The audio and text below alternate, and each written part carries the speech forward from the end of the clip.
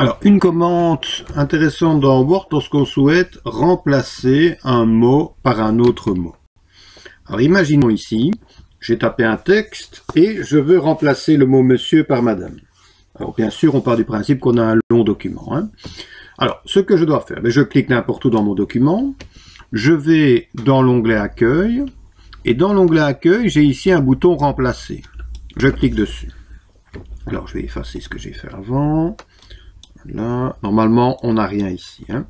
Alors, le principe, dans la case rechercher, eh bien, on tape le mot que l'on recherche. Donc ici, je recherche monsieur et je veux le remplacer par madame. Alors, je peux me contenter de ceci. Et éventuellement, on a d'autres options. Si je clique sur le bouton plus ici, j'ai accès à d'autres options. Alors, j'ai une zone rechercher tous où il me proposera vers le haut, vers le bas.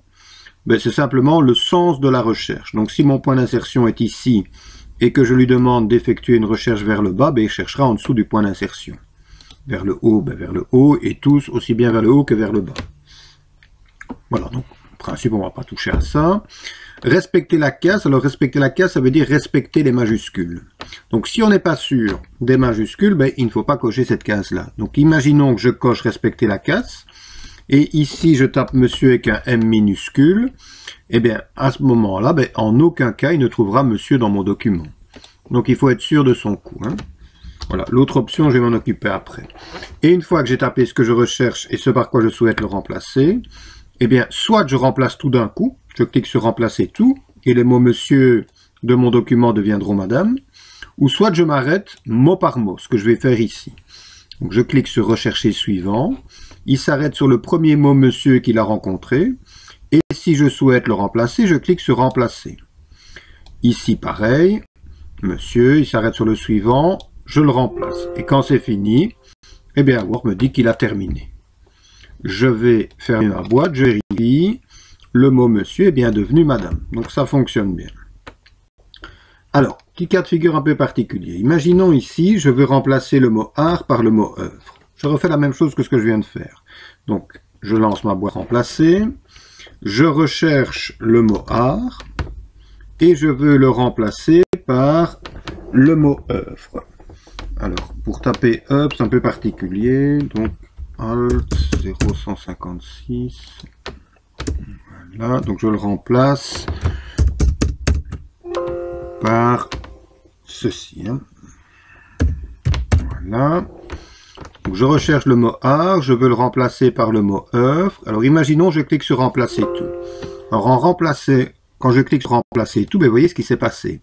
Art est bien devenu œuvre, mais article et artiste, ça cause problème. Alors pourquoi? Parce que art, c'est la syllabe, c'est une syllabe du mot article et artiste. Donc, je vais annuler ça. Si le mot que l'on recherche peut être la syllabe d'un autre mot, eh bien à ce moment-là, il faut cocher dans cette boîte la petite option mot entier. Et donc ça veut dire qu'il ne recherchera que le mot art, et si le mot art est la syllabe d'un autre mot, en aucun cas il ne s'arrêtera dessus. Je vais vérifier, je clique sur remplacer tout, OK, et c'est fait. Et j'en profite juste ici pour vous dire, pour taper le mot œuvre. Donc si vous le tapez comme ceci, si les corrections automatiques sont activées, il va directement vous mettre le O avec le E à côté. Maintenant, il y a un petit code qui permet de taper directement ce symbole-ci. Et le code, pour l'obtenir, vous faites simplement Alt de votre clavier, vous enfoncez la touche Alt de votre clavier.